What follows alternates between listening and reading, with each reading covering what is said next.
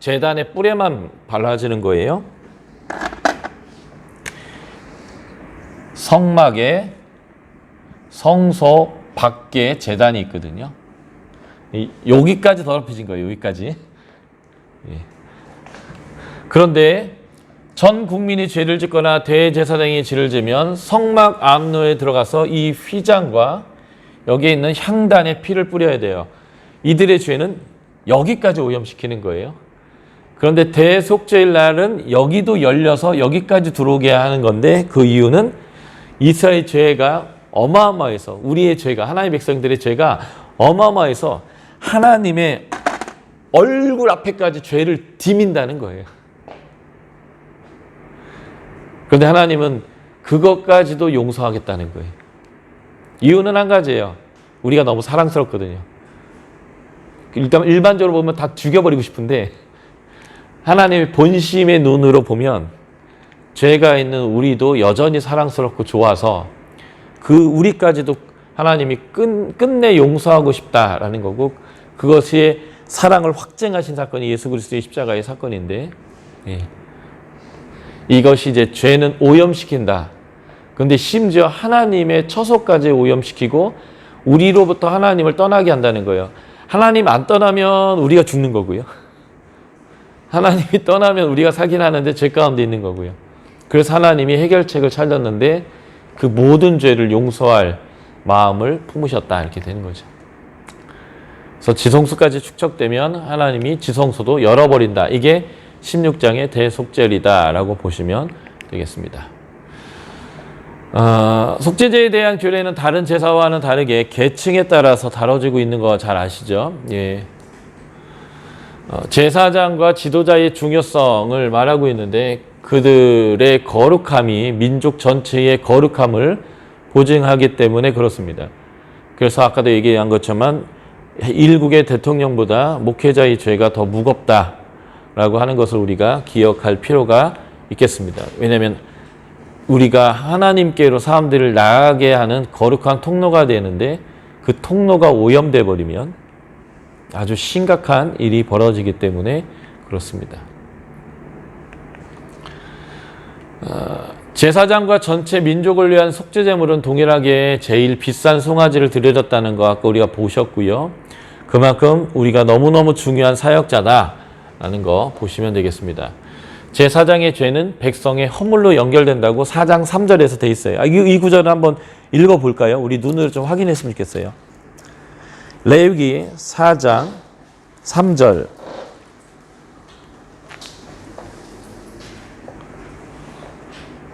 같이 읽을게요. 시작. 만일 기름 부음을 받은 제사장이 범죄하여 백성의 허물이 되었으면 그가 범한 죄로 말미암아 흠없는 수송아지로 속죄제물을 하나 여호와께 드릴지. 예, 제사장이 범죄하여 백성의 허물이 되었으면, 그러니까 목회자와 선교사가 범죄하면 그것은 어마어마한 죄가 되는 거예요. 그것은 본인의 개인적인 죄만이 아니라 나에게 속해 있는 공동체와 성도들의 허물이 되는 것입니다. 굉장히 이 부분을 무겁게 우리가 생각하셔야 합니다. 그래서 때로는 목회자와 선교사는 저주받은 인종들이에요. 너무 무거운 멍에를 진 사람들인데, 뒤집어 말하면 하나님이 어마어마하게 귀하게 여기고 그들의 가치가 어마어마하다라는 거. 여러분들이 하나님 앞에서 순종하는 순종의 그 영향력이 어마어마하다라는 거. 하나님이 이것을 너무 귀하게 본다라는 것이기도 하다는 것이죠. 칼이 날카로우면 요리를 하는데 의사가 또 병을 고치는데 아주 좋게 쓰지만 너무 날카로우면 내가 다치기도 하는 것처럼 모든 것에는 양면이 있거든요. 그래서 그 칼을 잘 다룰 수 있는 숙련된 사람이 의사를 해야 되고, 잘 숙련된 사람이 바로 이것으로 요리해야 되는데, 한번 서너 살밖에 되지 않은 애가 좀 날카로운 검 가지고 뭐 자기가 뭘 좀 하겠다고 다다다다다다 손 딱딱 이렇게 하게 되니까. 그러니까 목회자와 선교사가 된다는 것은 그 공교하게 그것을 다룰 수 있는 의사와 요리사가 되는 거와 저는 같다고 생각하거든요. 게으르면 안 돼요. 그래서 아주 공교하게 하나님이 나에게 주셨던 그 사역에 대한 가장 중요한 건 일단 말씀을 기반으로 하나님이 나에게 주신 은사를 따라서 내가 하고 있는 그 사역에 대한 정말 공교한 기술이 있는 사람이 되어야 합니다. 안 그러면 하나님이 여러분들에게 주셨던 그 날카로운 검이 여러분도 상할 뿐만 아니라 다른 사람도 상해요. 애들이 되게 그 위험한 게 뭐냐면 이런 걸 쥐고도 막 이렇게 막 이래요. 막 이러고 막 하면서 휙 던져버리고. 예, 위험하잖아요. 그러니까 숙련된 사람이 될 필요가 있습니다.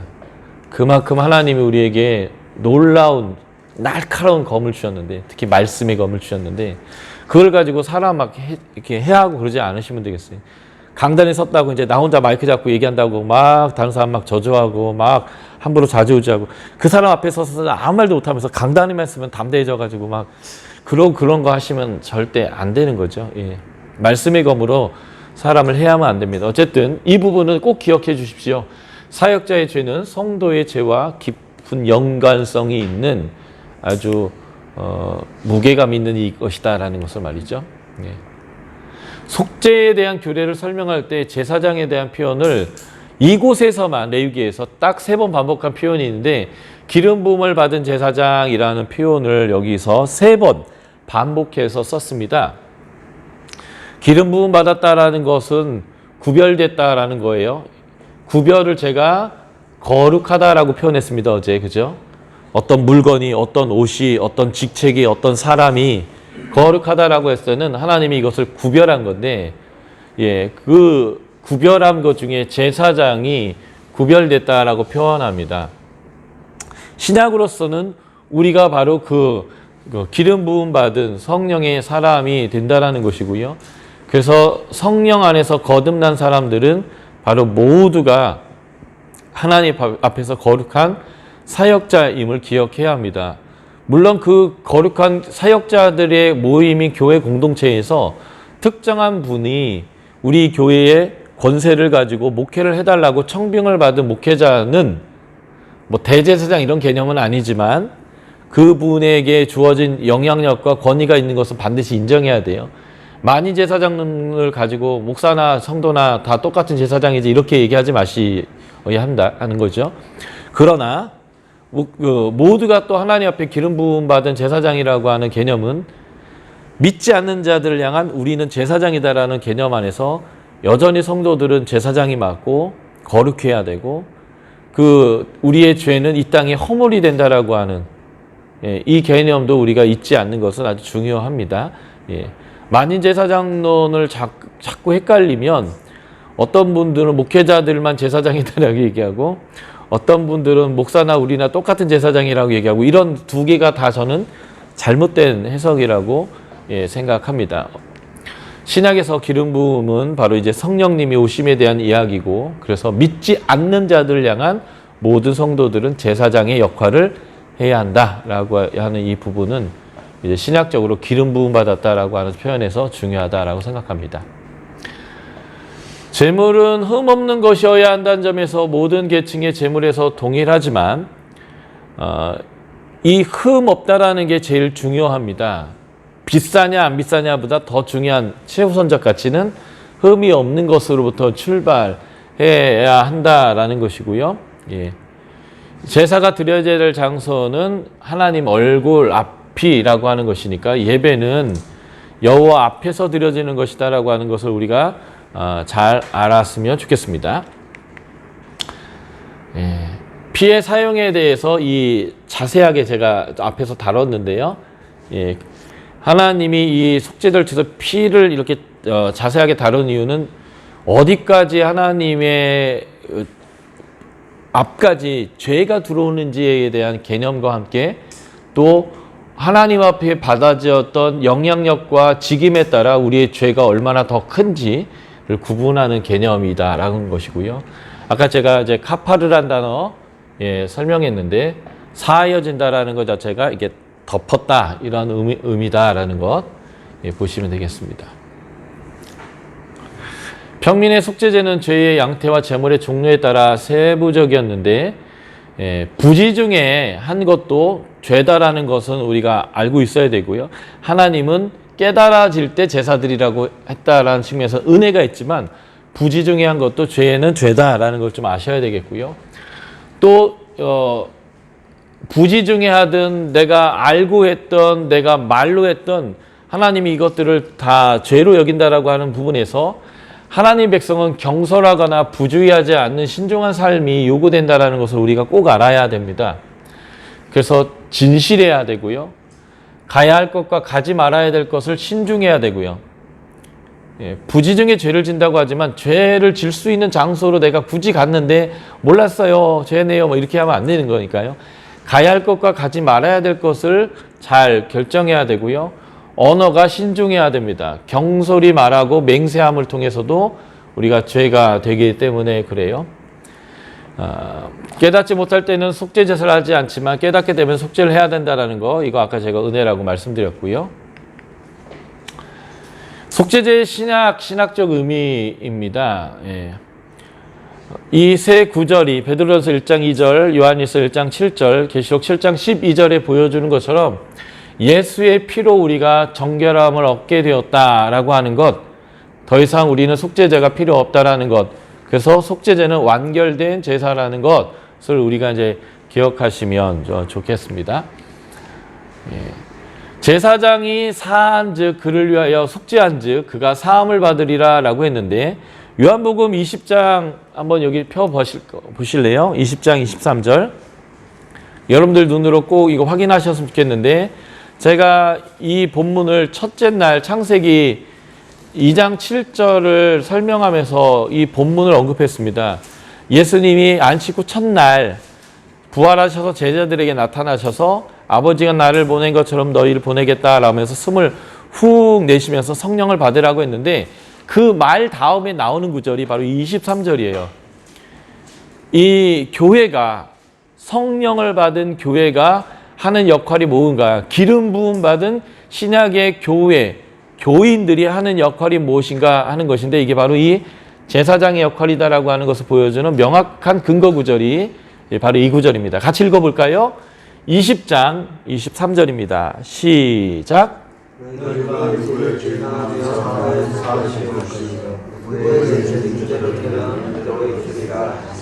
네.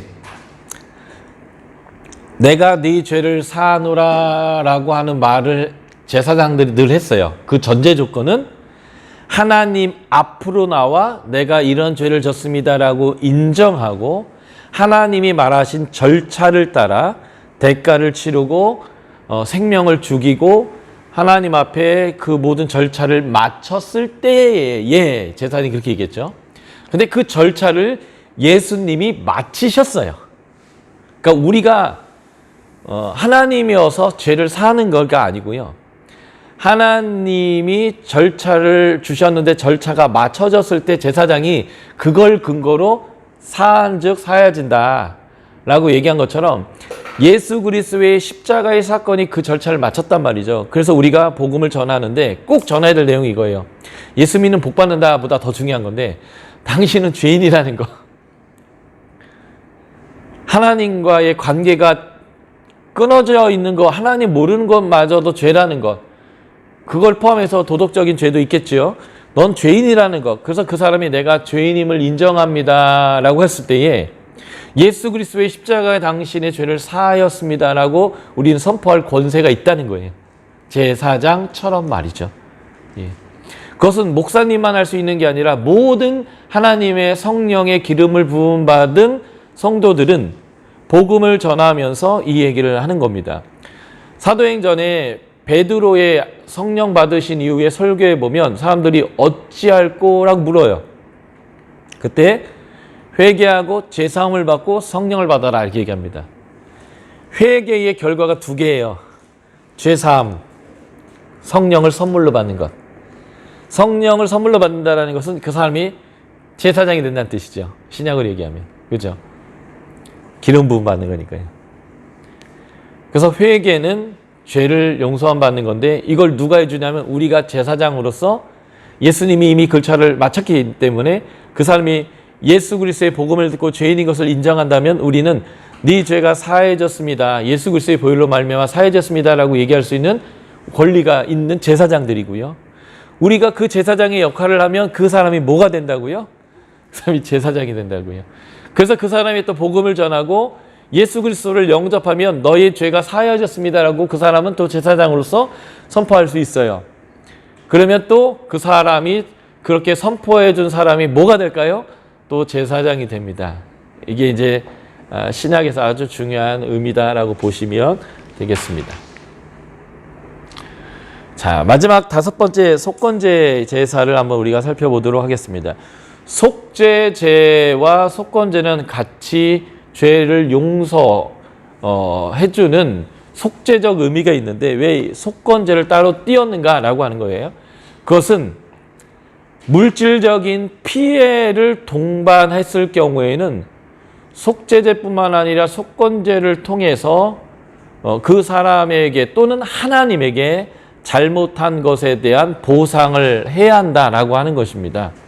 그러니까 용서는 단순히 영적인 개념만이 아니라 실제적인 개념이다라는 거예요. 하나님의 성물을 부셨으면 그거를 하는 것뿐만 아니라 20%를 더해서 하나님께 그 성물을 드려야 하는 것, 또는 사람과의 관계에서 내가 누구 것을 훔쳤거나 빼앗았다면 그게 죄로 인정된다고 자기가 회개한다면 거기에다 그 하나님과의 관계만이 아니라 실제적인 재물을 내놓아야 된다라고 하는 것을 보는 거죠. 그래서 하나님께 범죄한 것과 사람들에게 범죄한 일들이 있습니다. 그 범죄한 케이스들을 몇 가지 설명하는데, 이웃이 맡긴 물건이나 전당물을 속이거나 도적질하거나 착취하고도 그 사실을 부인한 케이스가 있고요. 남의 물건을 주웠는데 안 주웠다 했고 그냥 꿀꺽한 이런 케이스 몇 가지를 이제 설명하고 있어요. 예. 둘 다 이제 정직하지 못한 것과 죄와의 연결성을 보고 있는데, 우리가 다른 사람들에게 물질적 피해를 주고 있는 내용 중에 가장 많은 케이스들이 뭐냐면 정직하지 않은 것, 거짓을 행하는 것입니다. 맹세하는 것과 비슷한 건데 거짓을 말하는 이유는 무엇인가 이득을 취하고 싶어서 하는 경우가 굉장히 많기 때문에 그렇습니다. 그럴 때 하나님에게 제사를 이제 드리는데 다른 제사와 마찬가지로 절차를 밟으면 되고, 특별히 그 제사에 물질적인 것을 배상해야 되는 것, 그래서 20%를 더해서 120%를 줘야 된다는 것을 이제 보여줍니다. 그러면 제사장이 속죄한즉 사함을 얻게 되는 게 바로 이제 이 속죄제인데요. 번제, 속죄제, 속건제가 서로 헷갈리지만 서로 이렇게 겹쳐져 있어요. 번제는 속죄, 즉 하나님의 진노를 가라앉히는 거고요. 속죄제는 정결의 기능이 있어서 죄를 깨끗하게 하고요. 속건제는 이 속죄와 비슷하지만 죄로 인한 손해를 보상하는 것을 포함한 속죄다라고 보시면 되겠고요. 예. 처리하는 방법은 물건값의 20%를 덧붙여서 보상해야 된다라고 하는 것입니다. 예. 이것은 하나님과의 관계에서도 사람과의 관계에서도 동일하고요. 이것의 교훈은 죄에는 반드시 책임이 따른다라는 것을 알아야 한다는 것입니다. 하나님 죄송합니다, 예수 그리스도의 보혈로 덮습니다 하고 끝나는 문제가 아니라는 거예요. 하나님과의 관계는 하나님 편에서 풀어주겠지만 거기에 합당한 배상이 필요합니다. 죄를 져서 용서는 받았지만 그 대가를 처절하게 치른 대표적 인물이 다윗입니다. 임신한 아들 잃었고요. 아들들이 서로 죽였고요. 그리고 아들이 반란을 일으켜서 도망갔고 그 아들이 자신의 아내 10명을 남들 보는 앞에서 겁탈하는 것들을 경험해야 했던 사람이죠. 예. 그래서 죄는 미안해요 하나님 잘못했어요 이제 끝났죠? 예수의 보혈로 끝난 거죠? 이렇게 하시면 안 되고 죄에 대한 대가가 있음을 반드시 아시고 죄는 무조건 안 짓는 쪽으로 가야 하는 것이지, 하나님이 예수의 보혈로 우리를 용서했으니까 또 짓고 미안하다고 하면 되지 이런 식으로 죄를 가볍게 여기면 안 된다라는 이런 의미가 이 속건적 제사의 안에서 보여주는 아주 중요한 메시지다라고 보시면 되게 좋겠습니다. 그래서 율법의 사람과의 관계죠. 예, 뭐 부모를 빼면 6에서 10계명이 이제 다른 사람들과의 이제 관계 중에 돈이든 그 사람의 성이든 그 사람의 명예든 내가 실추시키고 빼앗고 하는 이런 이제 문제와 관련되어 있는데 이럴 때에 속건 제사가 치러져야 한다라는 것입니다. 예. 기독론적인 이해는 속건 제사는 신약에서 거의 언급되고 있지 않습니다. 예. 그러나 예수 그리스도의 십자가의 사건은 하나님과 우리 관계에서의 속건적 제사의 의미도 있다라고 볼 수 있겠다라고 생각하는 거고요. 신약에서 이러한 속건적 제사를 대표적으로 잘 드렸던 인물이 삭개오입니다. 신약에서 특히 누가복음에서는 세리와 죄인을 동격으로 취급해요. 그러니까 죄인의 대표적인 사람을 세리로 취급하는 건데 일단은 매국노이고예요. 그 다음에 두 번째는 백성들을 착취한다라고 하는 측면에서 대표적인 죄인으로 언급되어졌는데 그 대표적인 죄인 중에 대장, 세리장이 삭개오였는데 그가 예수님을 찾아왔고 예수님이 그를 받아들였을 때 이 사람이 회개에 합당한 열매를 맺었는데 그 회개에 합당한 열매가 이거죠. 내 소유의 절반을 가난한 자에게 주겠습니다. 내가 누구에게 토색한 것이 있으면 20%만 더하는 게 아니라 아예 4배를 갖겠습니다 라고 하면서 회개에 합당한 열매를 그가 보이자 이 사람 진짜 회개했겠다라는 것, 하나님만의 관계가 아니라 이 수평적 관계를 가지고 이것을 표명했을 때에 너에게 구원이 임했고 너는 아브라함의 자손이다 라고 하는 명확한 예수 그리스도의 언급이 나왔는데 이게 바로 속건적 제사적 측면에서 보는 나사로와 하나님과의 관계의 회복의 증거입니다. 아주 중요한 이제 속건제 제사죠. 그리고 이제 6장부터 7장은 이 제사들 5개 제사들 다시 언급하는데 전반부의 내용들은 1장부터 6장 7절까지는 제사장과 일반 예배 드리는 사람이 다 알아야 되는 사항들이에요. 특별히 예배 드리는 자들이 자기가 제사 드려야 될 내용이 무엇인지를 알고 하나님 앞에 자발적으로 나와서 그 얼굴 앞에서 회개해야 된다는 것을 보여주는 거라면 이 6장 8에서 7장의 부분에 나와 있는 내용들은 제사장들이 알아야 될 규례입니다. 하나님이 얼마나 디테일하게 이 백성과 관계하고 죄를 용서하고 은혜를 주고 싶은지를 이제 보여주는 측면이다라고 보시면 좋겠고요. 이러한 규례가 아주 중요한 이유 중에 하나는 이것입니다. 제사장 세워놨더니 제사장들이 금방 하나님이 하지 말라는 것으로 해가지고 직사해버리는 일들이 벌어지는 거죠. 그래서 이러한 세부적인 규정들은 하나님과 이 백성이 관계하는 데서 굉장히 중요한 제사장들을 위한 규례다라고 보시면 좋겠는데요. 그냥 그 정도로 제가 넘어가려고 합니다. 레위기만 5일 주셨으면 이 부분도 다루겠지만 제가 이제 하루에 한 권 단위니까요. 자, 8장부터 10장은 이 성전에서 일할 제사장을 세우고 그 제사장을 세운 일에 대해서 하나님이 오케이 한 사건을 보여주는 것인데 이 레위기 8장에서 10장의 위치가 이렇게 되는 거죠. 이스라엘 백성이 출애굽기 19장에 시내산에 도착했고요. 19장부터 24장에서 하나님과 언약을 체결했고 24장에서 언약식까지 마쳤습니다. 그리고 하나님은 이 언약 백성 안에 이제 들어오고 싶어서 그 백성에게 성막을 출애굽기 25장부터 이제 40장까지 주고 있는데 하나님이 거의 다 줬는데 밑에서 황금송아지를 만드는 바람에 하나님이 다 죽여버리라 했으나 이제 모세가 하나님을 말렸죠. 하나님의 이름과 하나님이 약속하신 것 지켜야 된다라는 이 두 논리로 하나님을 막았는데 그래서 하나님이 이 백성에게 은혜를 베풀었고 이 백성은 출애굽기 35장부터 40장 동안 모세에게 이미 주었던 말씀대로 준행하였더라 하면서 모든 것을 하나님 말씀대로 준행해서 성막을 완성시켰습니다.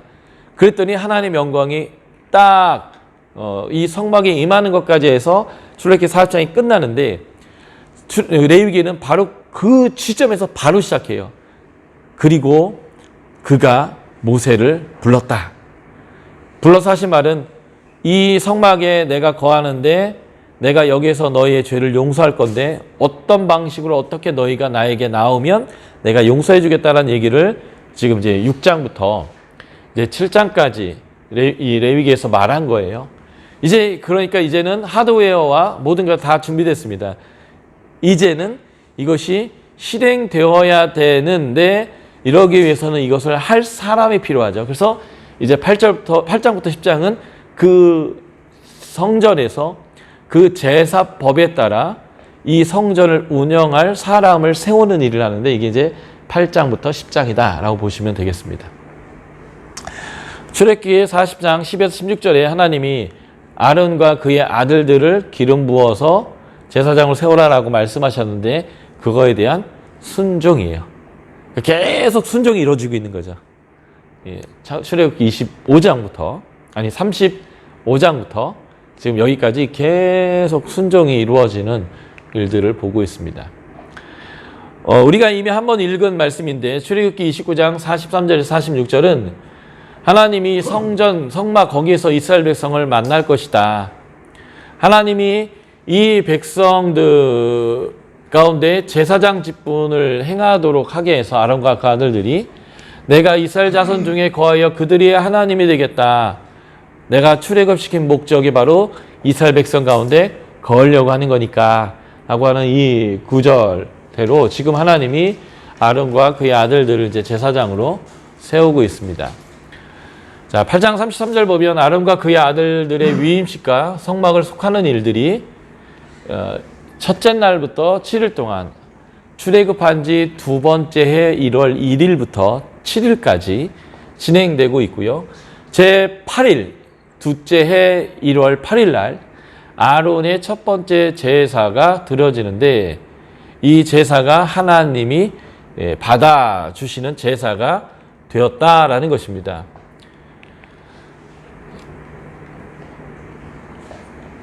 8장 9장이 보면 명한대로 했더니 거룩해지고 하나님의 임재가 임하는 일이 있었다면 10장에 보면 하나님이 명하시지 않은 다른 불을 담아서 하나님께 분향하는 일이 이 아론의 아들들 중에 있었습니다. 그래서 이 백성 앞에서 이들이 죽었어요.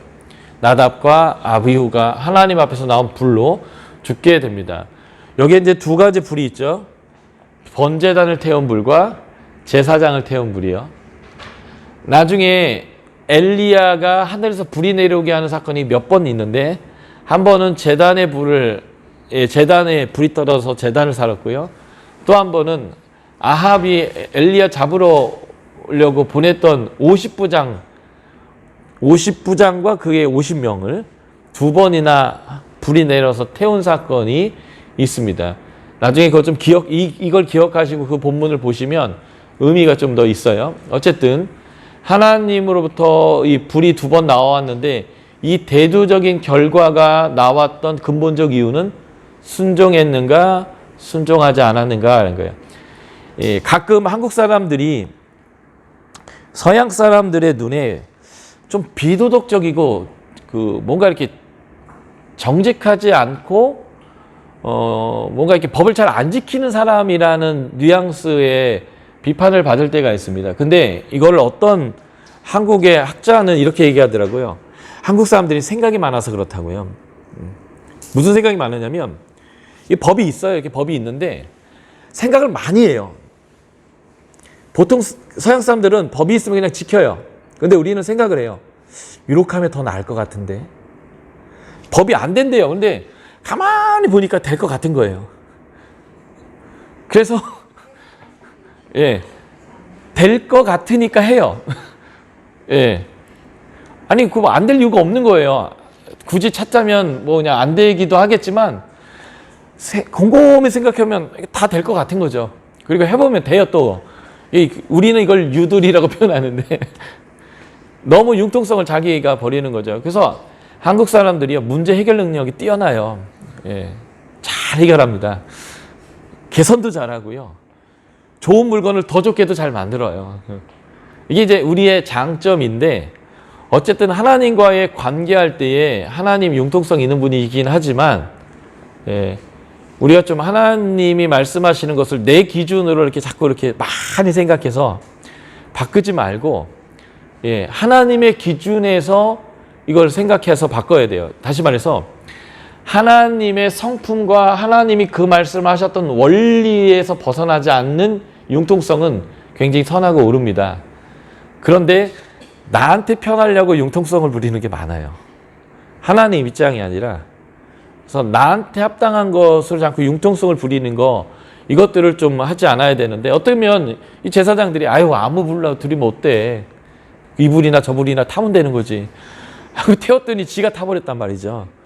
그러니까 하나님 앞에서 순종이라고 할 때에 우리가 어떻게 순종할 거냐의 부분을 굉장히 많이 생각해야 되는데 목회라든 선교사님으로 사역하든 하나님의 일을 할 때 내 입장에서의 융통성을 버리지 말고요. 철저하게 성경에서 말하고 있는 원리와 규정에 대한 입장에서 융통성을 발휘해야 됩니다. 예를 들면 이런 거예요. 안식일은 사람이 안식을 누리고 행복하라고 하나님께서 안식일을 만들었는데 사람이 그걸 안 지키는데 누가 안 지키려면 부자가 잘 안 지켜요. 왜 안 지키냐면 나는 오늘도 놀고 내일도 놀고 모레도 노는 게 당연한데 우리 집에 종이랑 우리 집에 고용하는 사람들이랑 우리 집에 소와 나귀가요. 일주일에 하루씩 꼬박꼬박 놀면서 내 식량을 다 축내는 꼴은 보기가 싫은 거예요. 손해라고 생각하는 거죠. 그래서 그들을 계속 일시켜요. 그러면 하나님이 뭐라고 얘기하냐면 죽여버리겠다고 그러는 거예요. 일하면.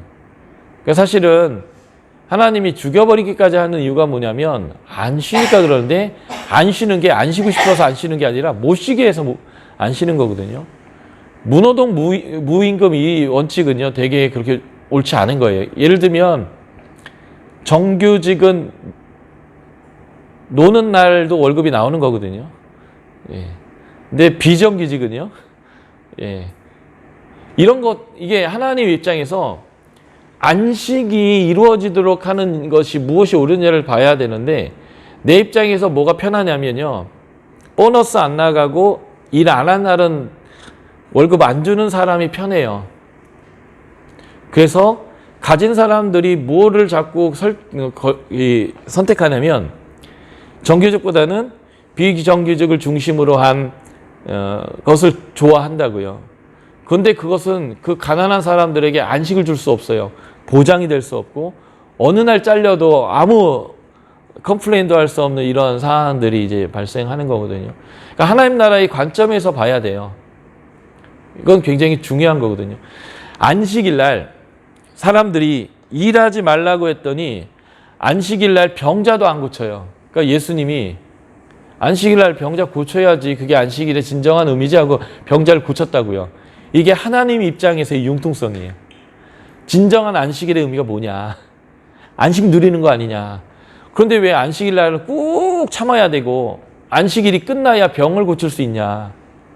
이게 진짜 안식일의 의미냐라는 거예요. 그러니까 예수님은 융통성을 발휘해서 이스라엘 사람들한테 죽었어요. 이스라엘 사람들이 예수님을 박해하기 시작한 시작점도 안식일을 어겼기 때문이고요. 예수님 죽여버리자라는 말이 나온 것도 안식일을 어겨서인데 진짜 안식일을 어겼는가? 아니요. 예수님은 진정한 안식일의 의미의 융통성을 발휘했어요. 그랬더니 죽었다고요. 그러니까 종교 지도자들이 뭘 잘못하고 있냐면 자기 입장에서의 융통성은 발휘하는데 진정한 입장에서의 융통성을 발휘하면 죄라고 얘기하는 이러한 실수들을 가끔 한다는 거예요. 그러니까 우리의 전통은 융통성을 발휘한 성경 해석이에요. 안식일 준수로부터 시작해서 공예배라는 것들, 뭐 수많은 이런 것들은요. 성경에 없는 것들이에요. 성경에 수요 예배가 어디 있고 새벽 기도가 어디 있고 금요 철야가 어디 있으며 주일 헌금이 어디 있어요? 성경에 나오는 헌금 종류 중에 우리가 성경에 없는 헌금 종류 어마어마하게 드리잖아요. 근데 그게 틀린 게 아니라 성경의 원리를 가지고 융통성 있게 하나님의 백성의 삶과 가치와 재정관, 교회를 세워나가는 하나님의 원리들을 성경 가지고 융통성을 이렇게 발휘해서 적용한 거거든요. 그런데 어느 순간 이게 너무 딱딱한 성경보다 더 권위가 있는 그 무엇이 되는 이런 것들이 있는데, 그래서 어떤 목사님이 우리 교회는 수요 예배 안 드릴 거야, 주일날은 한 번만 예배 드릴 거야, 그러면 이제는 성경에 없는 예배 횟수를 줄였는데 불구하고 저 교회는 이단일 거야, 저 교회는 이상한 교회일 거야 라고 바뀌어버려, 그렇게 돼버리거든요.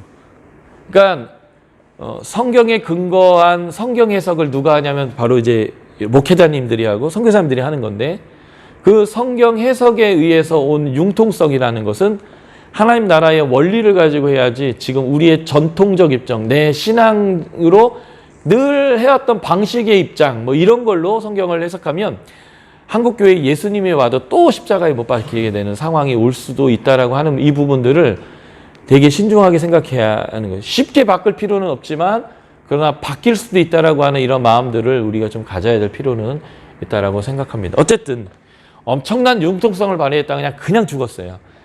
그러니까 성경 해석이 얼마나 중요한지, 하나님의 나라의 원리들을 실행할 때에 우리가 이것을 해석하고 무엇인가 법을 만들 때 어떻게 해야 되는지를 좀 우리가 여기서 잘 봐야 된다라고 생각합니다.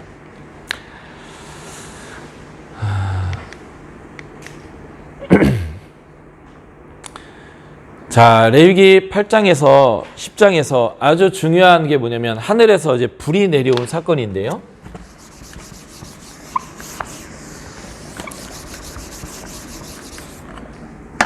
번제단에